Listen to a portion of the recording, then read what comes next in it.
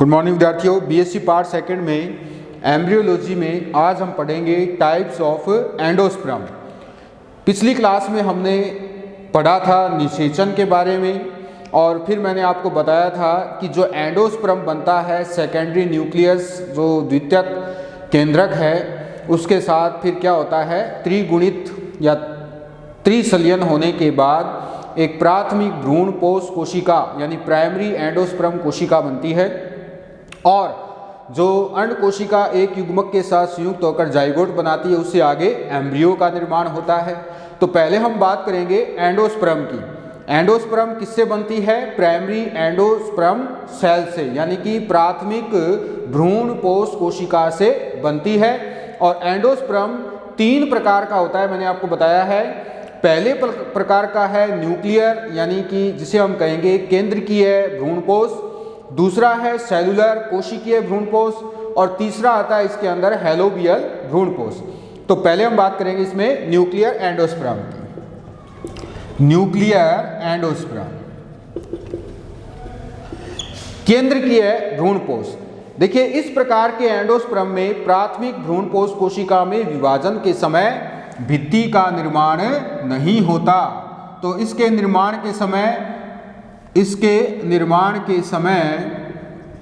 के निर्माण में प्राइमरी एंडोस्पर्म सेल में विभाजन के दौरान या विभाजन के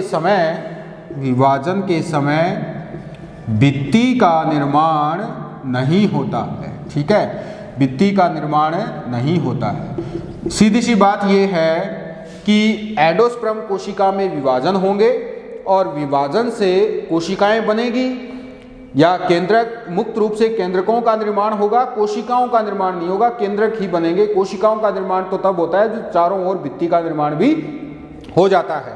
तो अर्थात केवल किसका विभाजन होता है? अर्थात केवल केंद्रक का विभाजन होता है। ठीक है, हम अभी डायग्राम से भी इसको समझेंगे किस प्रकार से होता है। तो केवल केंद्रक का विभाजन होता है, कोशिका द्रव्य का नहीं, कोशिका द्रव्य का विभाजन नहीं होता है, कोशिका द्रव्य का विभाजन नहीं होता। ठीक है, तो कोशिका द्रव्य का विभाजन नहीं होता, केवल केंद्रकों का विभाजन होता है। इस प्रकार से एक ही कोशिका द्रव्य में बहुत सारे केंद्रक आ जाते हैं। ऐसा विभाजन क्या कहलाता है? ऐसा विभाजन मुक्त केंद्रकीय विभाजन कहलाता है। इस विभाजन को हम क्या कहते हैं? मुक्त केंद्रकीय विभाजन कहते हैं। ठीक है, तो सभी विभाजन कैसे होते हैं? सभी विभाजन तुल्यकालिक होते हैं। तुल्यकालिक का मतलब है सभी केंद्रकों में विभाजन लगातार समय पर एक साथ होते चले जाते हैं, तुल्यकालिक होते हैं। ठीक है, सभी विभाजन कैसे होते हैं? तुल्यकालिक होते हैं। और इस प्रकार भ्रूणपोष कोशिका में अनेक केंद्रक बन जाते हैं। तो इस प्रकार एंडोस्पर्म सेल में कई केंद्रक बन जाते हैं, कई केंद्रक बन जाते हैं। ठीक है, किस प्रकार से होता है ये विभाजन? तो देखिए हमारे पास ये क्या है? एम्ब्रियो शेप है और इस एम्ब्रियो शेप में यहाँ हमने देखा कि जब विभाजन हो जाता, ये एक संयुग्मन हो जाता है अंड कोशिका के साथ, तो यहाँ पर तो भ्रूण का निर्माण होता है। तो ये तो है एम्ब्रियो। ठीक है, और यहाँ पर एक कोशिका है, इस कोशिका को हम क्या कहते हैं? Primary endosperm cell. ये प्राइमरी एंडोस्पर्म सेल है। प्राइमरी एंडोस्पर्म सेल का निर्माण कब होता है? जब त्रिसलियन होता है तब, क्योंकि एक युग्मक तो अंड कोशिका के साथ संयुक्त होकर के जाइगोट बनाता है, जाइगोट से आगे भ्रूण बनेगा, दूसरा युग्मक इस सेकेंडरी न्यूक्लियस के साथ संयुक्त होकर के त्रिसलियन की क्रिया द्वारा प्राइमरी एंडोस्पर्म सेल का निर्माण करता है। और प्राइमरी एंडोस्पर्म कोशिका में आगे विभाजनों से फिर आगे किसका निर्माण होगा? एंडोस्पर्म यानी भ्रूणपोष का निर्माण होता है और ये भ्रूणपोष इस एम्ब्रियो को पोषण देने का काम करता है। तो फिर आगे क्या होता है? यहाँ पर देखें हम, ये है वो प्राइमरी एंडोस्पर्म सेल, ये तो भ्रूण है ही। इसमें अब विभाजन होते हैं तो केंद्र के विभाजन लगातार फ्री रूप से होते चले जाते हैं और इस प्रकार से अब हमने इसको अलग से ही बना लिया है। तो ये सारे केंद्रक एक ही कोशिका द्रव्य में रहते हैं, ठीक है। इस प्रकार से केंद्रकों में होने वाला विभाजन मुक्त केंद्रकीय विभाजन कहलाता है। और विभाजन का प्रकार कौन सा है? तुल्यकालिक विभाजन, ठीक है। अब देखें आगे क्या होता है। अब केंद्रक तो बन गए, केंद्रक तो बहुत सारे बन गए हैं इस एंडोस्पर्म कोशिका में, लेकिन अब इसके कोशिका द्रव्य का क्या होता है? वितरण होता है, डिस्ट्रीब्यूशन होता है, यानी परिधीय वितरण जिसे हम कहते हैं। तो इसका कोशिका द्रव्य परिधि की ओर मूव करता है, या हम ये कह सकते हैं कि इसके किनारे, जो कोशिका के किनारे हैं, वहां पर इसका कोशिका द्रव्य धीरे धीरे मूव करना शुरू कर देता है। तो कोशिका द्रव्य में साथ साथ क्या है? केंद्रक भी है। तो केंद्रक भी इस तरह से परिधीय सिरे की ओर जाते हैं और चारों तरफ क्या आ जाएंगे? केंद्रक के साथ कोशिका द्रव्य आ जाता है। तो देख लेते हैं कैसे। ये तो हमारे पास कई केंद्रकों युक्त कोशिका है ही, इसको हम यहाँ से ही डायग्राम बनाएंगे। तो देखें किस प्रकार से। तो ये है बहुत सारे केंद्रकों युक्त एंडोस्पर्म सेल, इसको हम क्या कहते हैं? एंडोस्पर्म सेल कहते हैं। ये है एंडोस्पर्म सेल, ठीक है। अब इसका परिधीय वितरण होगा। तो परिधीय वितरण के समय दोनों ध्रुवों की कोशिकाओं के नजदीक का कोशिका द्रव्य तो क्या हो जाता है? सघन हो जाता है और केंद्रकों की संख्या भी ज्यादा हो जाती है। यानी कि इस प्रकार से आप देखेंगे कि यहां पर केंद्रक ज्यादा होंगे, ठीक है। किस तरफ? बीजांड द्वारीय सिरे की ओर। नीचे तो भ्रूण का निर्माण होता ही है, तो यहां पर केंद्रकों की संख्या ज्यादा है, और इसके निभागीय क्षेत्र की ओर भी केंद्रकों की संख्या ज्यादा है। तो इसका मतलब ये है कि दोनों ध्रुवों पर कोशिका द्रव्य सघन है। ये तो कोशिका द्रव्य सघन हो गया दोनों ध्रुवों पर, और बाकी बचे केंद्रक इस तरह से परिधीय सिरे पर उपस्थित होते हैं, ठीक है। इस प्रकार से क्लियर। तो ये हो गया है इसका डिस्ट्रीब्यूशन ऑफ साइटोप्लाज्म। किस तरफ हो रहा है? टुवार्ड्स, इसकी भित्ति की ओर, इसकी वाल की ओर जा रही हैं, ये सारे केंद्रक जा रहे हैं। अब आगे क्या होगा? आगे ये होगा कि इसका जो सेंटर पार्ट है, इस सेंटर पार्ट में एक क्या बननी शुरू हो जाएगी? इसके अंदर एक रिक्तिका बननी शुरू हो जाती है। भित्ति का निर्माण तो होगा ही होगा, और भ्रूणपोष गुहा का संपूर्ण क्षेत्र कैसा हो जाता है? कोशिकीय हो जाता है। तो निभागीय क्षेत्र, यानी ये सारी जो हैं, अब भित्ति का निर्माण इनके अंदर शुरू होता है। तो जैसे ये केंद्रक हैं, ये निभागीय सिरे के केंद्रक हैं, और ये इधर आ गए इसके बीजांड द्वारीय सिरे के केंद्रक। इस प्रकार से ये सारे केंद्रक हैं, ठीक है। मध्य का भाग इसका खाली है, थोड़ा सा यहाँ पर रिक्तिका है। इस प्रकार से हम देखें तो ये सारे केंद्रक, अब इसमें अभी केंद्र की प्रकार से इस प्रकार से क्या बनने शुरू हो जाती हैं? भित्ति बननी शुरू हो जाती हैं। ये भित्ति बन रही है, ठीक है। नीचे तो एम्ब्रियो है ही, ये बन गई भित्ति। तो धीरे धीरे क्या हो जाता है? इसका जो भ्रूणपोष गुहा है, भ्रूणपोष गुहा का मतलब इसका जो अंदर वाला पार्ट है, ये वाला, तो ये भ्रूणपोष गुहा है। ये धीरे धीरे कैसी हो जाएगी? इसके अंदर कोशिकीय हो जाए, ये कोशिकीय हो जाती है। इस प्रकार से आप देख सकते हैं कि ये पूरा भाग कैसा हो गया? कोशिकीय हो गया है, ठीक है। ऐसे क्लियर। आप देखें ये वाला जो भाग है, कौन सा? निभागीय क्षेत्र वाला और बीजांड द्वारीय क्षेत्र वाला। तो ये ज्यादा क्या होता है? सघन होता है, क्योंकि कोशिका द्रव्य की मात्रा इन दोनों ध्रुवों पर ज्यादा थी, इसलिए ये कोशिकाएं भी सघन हैं और ये कोशिकाएं भी सघन हैं, ठीक है। और निभागीय क्षेत्र की कोशिकाएं, यानी कि ऊपर वाली कोशिका, ये वाली जो कोशिकाएं हैं, ये इन कोशिकाओं के मुकाबले बड़ी होती है। आकार में कैसी होती है? ये बड़ी होती है। कुछ ऐसे पौधे हैं जिनके अंदर भ्रूणपोष गुहा का परिधीय क्षेत्र ही कोशिकीय होता है। यानी अब एक अवस्था तो ये है, तो ये तो नॉर्मल अवस्था है, यानी कि जब न्यूक्लियर डिवीजन होगा, जब केंद्रकों का विभाजन होगा, उसके बाद भित्ति का निर्माण होगा, तो ये तो सामान्य प्रोसेस है। लेकिन कुछ पादपों में क्या होता है कि ये अवस्था भी पाई जाती है कि जिसमें क्या होगा कि इसका जो परिधीय भाग है, यानी पूरा परिधीय भाग, वो तो कोशिकीय होता है। ये वाला यहाँ पर तो देखें हम, ये सारे ही क्या बन जाते हैं, भित्तियाँ बन करके इस प्रकार की अवस्था आ जाती है। यानी कि प्रारंभ में कैसा है, ये केंद्रकीय है, बाद में ये कैसा हो जाएगा, कोशिकीय है। ठीक है। और इसमें क्या होगा कि इसमें केवल और केवल इसका परिधीय भाग ही कोशिकीय होता है। जो इसका सेंट्रल पार्ट है, यानी कि ये वाला, ये अभी भी कैसा है, केंद्रकीय है। तो ये तो होता है केंद्रकीय और ये होता है कोशिकीय। ठीक है, इस प्रकार से। तो ये अवस्था कौन से पादप में पाई जाती है, ये पाई जाती है फेसियोलस में। किसमें पाई जाती है, फेसियोलस में। फेसियोलस वल्गे क्या होता है, राजमा जो है उसके अंदर इस प्रकार की अवस्था है।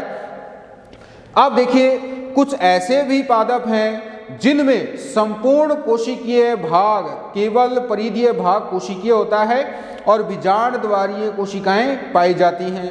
और कुछ ऐसे पौधे हैं जिनके अंदर भ्रूण पोष का केंद्रकीय अवस्था में ही भ्रूण द्वारा उपभोग कर लिया जाता है। यानी कि यहाँ पर जब ये स्टेज आती है, इसको छोड़ दो, इसको छोड़ दो, अगर ये स्टेज आएगी तो यहाँ पर हम जब जानते हैं कि यहाँ क्या होता है, भ्रूण होता है। तो ये भ्रूण इसी केंद्रकीय रूप में इस भ्रूण पोष का क्या कर लेगा, पोषण कर लेता है। यानी कि यहाँ से सारा पोषक पदार्थ वो अपने काम में ले लेता है। तो ये कि कौन से पादपों में पाई जाती है इस प्रकार की अवस्था, जिसमें केंद्रकीय अवस्था में ही भ्रूण द्वारा भ्रूण पोष का उपभोग कर लिया जाता है। तो ये पाई जाती है ऑक्जीस्पोरा में, लेमेंथस में। कौन कौन से पादप हैं, ऑक्जीस्पोरा, ठीक है, और लेमेंथस। इन पादपों में क्या होता है कि केंद्रकीय प्रकार में ही भ्रूण द्वारा भ्रूण पोष का उपभोग कर लिया जाता है। ठीक है। अब बात करते हैं कोशिकाओं की। देखिए जो इस प्रकार का भ्रूणपोष है, चाहे वो केंद्रकीय है या वो कोशिकीय है, तो उनमें कोशिकाओं की संख्या कितनी बन सकती है। तो जैसे आम है मेंजीफेरा इंडिका, इसके अलावा सिट्रस, लिमोनस जिसका बोटेनिकल नेम है नींबू का, मालवा, प्रीमूला, ये ऐसे पादप हैं जिनके अंदर कोशिकाएं कितनी हैं, 100 से ज़्यादा हो सकती हैं। कुछ ऐसे भी हैं जैसे कैलोट्रोपिस होता है, रैप्लीशिया होता है। तो कैलोट्रोपिस जो आग का पौधा है उसके अंदर यहाँ पर कोशिकाओं की संख्या कितनी है, 8 से 16 हो सकती हैं। इसी तरह से और भी पादप है जैसे कार्डियोस्पर्मम में फ्री सेंट्रल अवस्था पाई जाती है। यानी कि ये वाला जो बीच वाला भाग है ये तो फ्री सेंट्रल होता है और बाहर वाला भाग कैसा होता है, केंद्रकीय होता है, जैसे फेसियोलस में होता है ना, उसी तरह से अवस्था पाई जाती है कार्डियोस्पर्मम में। अब एक वैज्ञानिक जिसका नाम है हीगल मेयर, इसने एंडोस्पर्म में भित्ति का निर्माण 4 प्रकार से बताया है। भित्ति तो हमने ठीक है देख लिया कि भित्ति बनती है, परंतु भित्ति के बनने का प्रोसेस क्या है, भित्ति किस प्रकार से बनती है, कितने प्रकार से बन सकती है, ये हम अभी जानेंगे। तो 4 प्रकार से हेगल मेयर ने एंडोस्पर्म में भित्ति निर्माण की 4 अवस्थाओं के बारे में बात की है। कौन कौन सी अवस्थाएं हैं वो अभी देख लेते हैं। देखिए पहली अवस्था है इसके अंदर, इसमें क्या होता है नंबर 1 में, तो मेयर के अनुसार एंडोस्पर्म में 4 प्रकार से, कितने प्रकार से, 4 प्रकार से भित्ति निर्माण होता है। कितने प्रकार से होगा, 4 प्रकार से। अब पहला निर्माण देख लेते हैं कैसा होता है। पहले निर्माण में क्या होगा कि जैसे ये एंडोस्पर्म कोशिका है, नीचे तो क्या है इसका भ्रूण है, ये वाला जो क्षेत्र है ये तो भ्रूण है, ठीक है, और ऊपर ये कोशिका एंडोस्पर्म कोशिका है। अब इसमें आगे का प्रोसेस क्या है, तो आगे इसमें ये होता है कि भ्रूण पोष कोशिका में केंद्रकों का विभाजन होता है और विभाजन के बाद केंद्रक कहाँ पहुंच जाते हैं? इसके परिधीय सिरे पर पहुंच जाते हैं। ये आ गए इसके परिधीय सिरे पर केंद्रक आ गए। अब इसके बाद क्या होगा? इसके अंदर बनते हैं कोशिका। तो जो इसका परिधीय भाग है वो कैसा हो जाएगा? कोशिकीय हो जाता है। इस प्रकार से इसका परिधीय भाग कोशिकीय हो गया। अब परिधीय भाग कोशिकीय होने के बाद इन परिधीय कोशिकाओं में एक विभाजन होता है जिसका नाम है परिणतिक विभाजन। तो परिधीय कोशिकाएं बन गई। इस प्रकार से भित्ति का निर्माण हो गया। भित्ति का निर्माण कैसे होता है? अभिकेंद्री प्रकार से होता है, यानी कि परिधीय सिरे से बननी शुरू होती है और बनती बनती कहाँ और किस ओर जाती है? ये जाती है सेंटर की ओर, यानी कि यहाँ से बननी शुरू होगी और सेंटर तक यहाँ आएगी, फिर बनेगी आगे। आगे क्या होगा? आगे ये होता है कि नीचे तो भ्रूण है ही, ये वाला जो पार्ट है ये तो भ्रूण का है, ठीक है। और इन कोशिकाओं में परिणतिक विभाजन होते हैं। कौन से विभाजन होते हैं? परिणतिक, परिधि के समानांतर इस प्रकार से विभाजन इसके अंदर होते हैं। तो लगातार आप देख सकते हैं कोशिकाओं की संख्या बढ़ती जाती है। तो लगातार इस प्रकार से परिधीय विभाजन होने से बहुत सारी कोशिकाएं परिधीय सिरे पर बनती चली जाती हैं। ऐसे ये बन गई परिधीय कोशिकाएं, ठीक है। तो धीरे धीरे इन परिधीय कोशिकाओं से बनने से धीरे धीरे ये क्या है? गुहा भर जाती है। इस प्रकार से पूरी गुहा कवर हो जाती है, ठीक है। एक तो प्रकार ये है जिसमें पहले केंद्रक का विभाजन होगा, ये तो भ्रूण वाला हिस्सा है, और फिर केंद्रक पहुंच जाएंगे परिधीय सिरे पर, फिर भित्ति का निर्माण होगा, फिर इन परिधीय कोशिकाओं में परिणतिक विभाजन होगा और फिर धीरे धीरे ये सारी गुहा इन कोशिकाओं से भर जाती है। तो इस प्रकार का जो विभाजन है वो कहलाता है, ठीक है। पहला जो है वो ये है। अब दूसरे की बात कर लें, दूसरा किस प्रकार से होगा? दूसरे विभाजन में देखें हम इसी डायग्राम में,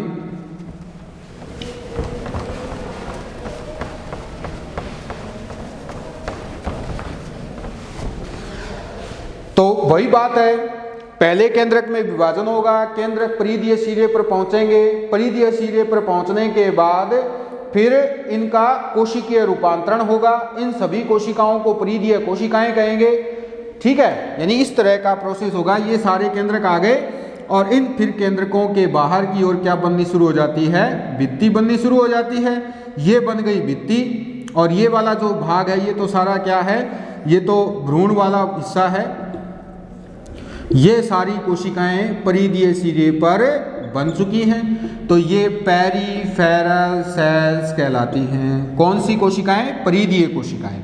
अब यहाँ से आगे क्या होगा? यहाँ से आगे ये होगा कि ये सारी परिधीय कोशिकाएं केंद्र की ओर, सेंटर की ओर मूव करती है। जो इसका सेंट्रल पार्ट है इसकी तरफ ये क्या करती हैं? मूव करती हैं, यानी कि यहाँ से परिधीय भाग से निकलकर ये सेंटर में आकर एक जगह इकट्ठी हो जाती है, ठीक है। ये तो भाग कौन सा है? भ्रूण वाला है।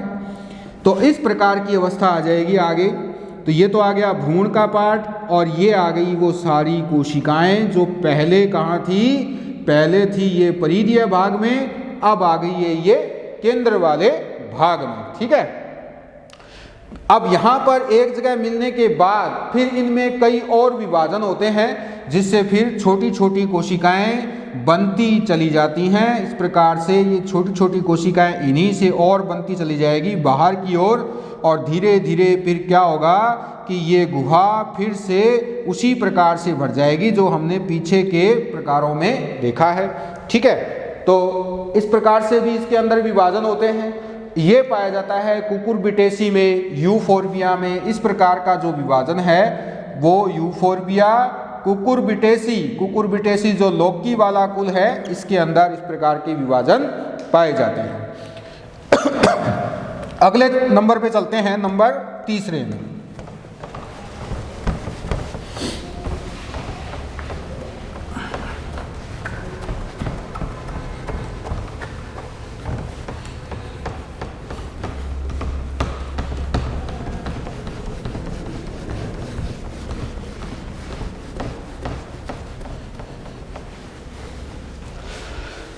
तीसरे प्रकार में देखते हैं किस प्रकार से होगा।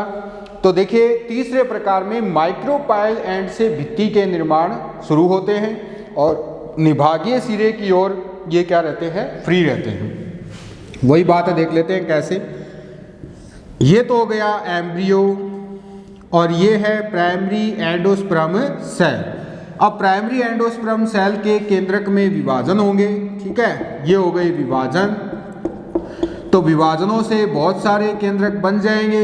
ये आ गया भ्रूण वाला भाग। फिर इसके अंदर भित्ति का निर्माण शुरू होगा। भित्ति का निर्माण अभिकेंद्रीय होगा, यानी कि बाहर परिधि से केंद्र की ओर, ठीक है। तो ये तो एम्ब्रियो हो गया। अब इनमें भित्ति का निर्माण होगा। अब भित्ति का निर्माण होते वक्त आपको ये याद रखना है कि जो इसके माइक्रोपाइल एंड के केंद्रक हैं, यानी कि ये वाले जो केंद्रक हैं, इनके बाहर तो भित्ति बन जाती है, परंतु इसका निभागीय सिरा कौन सा, इसके जस्ट अपोजिट साइड वाला जो है, यानी कि ये वाला जो भाग है निभागीय सिरा, ये कैसा रहता है, ये अभी भी केंद्रकीय ही होता है।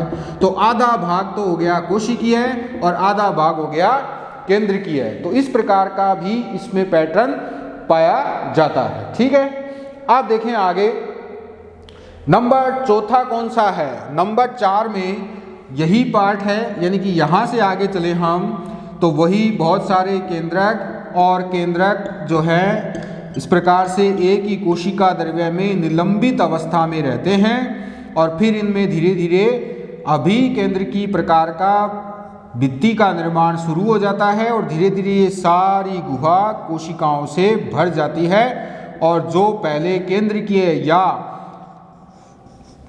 हम ये कहें कि युगपत विभाजनों से होने वाले केंद्रकों के आधार पर केंद्रकीय प्रकार का भ्रूणपोष था, वो अब कैसा हो चुका है, कोशिकीय प्रकार का हो जाता है। तो इस प्रकार से इसके अंदर ये पाया जाता है। तो ये पाया जाता है टेका विंसे टॉक्सिकम में, ठीक है, टेका में पाया जाता है इस प्रकार का विभाजन।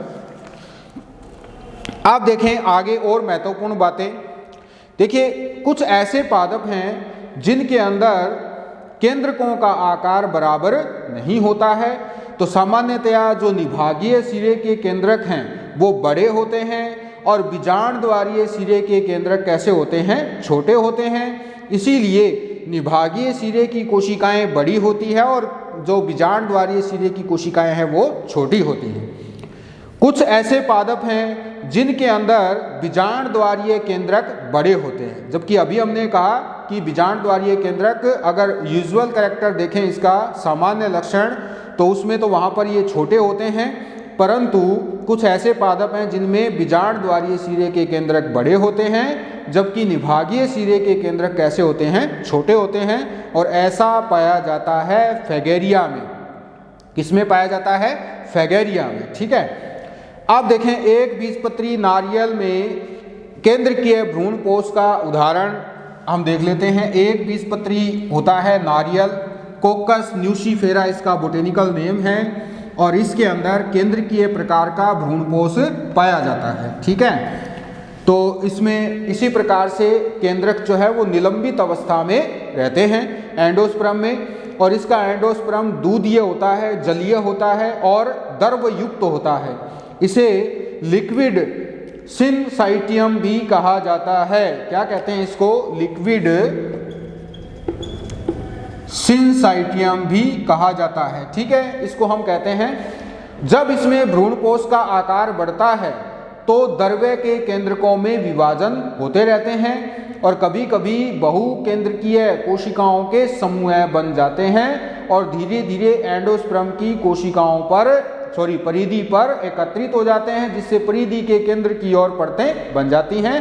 तो आपने नारियल तो सबने खाया ही होगा, तो नारियल में जब हम उसका अंदर का फ्रूट देखते हैं तो उसमें एक बाहर की ओर एक जो सॉलिड परत होती है, उसके ठीक अंदर की ओर जो उसका सफ़ेद वाला जो हिस्सा है वो वास्तव में क्या है, वो वास्तव में है छोटी छोटी कोशिकाओं का एक साथ इकट्ठा हुआ समूह है, और उसी को हम कहते हैं कोकोनट मीट। और फिर अंदर की ओर देखें हम तो हम जब देखेंगे तो एक इसके अंदर जल की मात्रा पाई जाती है, तो वो जल वास्तव में क्या है, वो वास्तव में जो कोकोनट मिल्क है वो क्या है, वो होता है इसका केंद्रकीय भ्रूणपोष, यानी कि जो इसका सेंट्रल पार्ट है वो इसका केंद्रकीय भ्रूणपोष है, मूल केंद्रकीय भ्रूणपोष है। और बाहर का जो इसका परिधीय भाग है जो सफ़ेद रंग का हो जाता है, गुदा जो उसमें पाई जाती है, यानी जो सॉलिड परत है उसके ठीक अंदर की ओर सफ़ेद वाला जो हिस्सा जिसको हम खाने के काम लेते हैं उसको हम कोकोनट मीट कहते हैं। और वो किस प्रकार से बना है, वो कोशिकाओं का एकत्रित समूह है होता है। तो मैच्योर कोकोनट में उपस्थित तरल भ्रूणपोष कैसा होता है, दूधीय होता है। जो मैच्योर हो जाता है तब उसके अंदर तरल भ्रूणपोष दूधीय प्रकार का हो जाता है, सफ़ेद रंग का हो जाता है। इसके बाद हम बात करें सेलुलर टाइप की, तो जो कोशिकीय प्रकार के भ्रूणपोष हैं उसमें बनते वक्त भ्रूणपोष कोशिका में प्रथम अनुप्रस्थ या तिरछा विभाजन होता है। यानी अब देखें हम आगे कि दूसरा प्रकार जो है वो है कोशिकीय।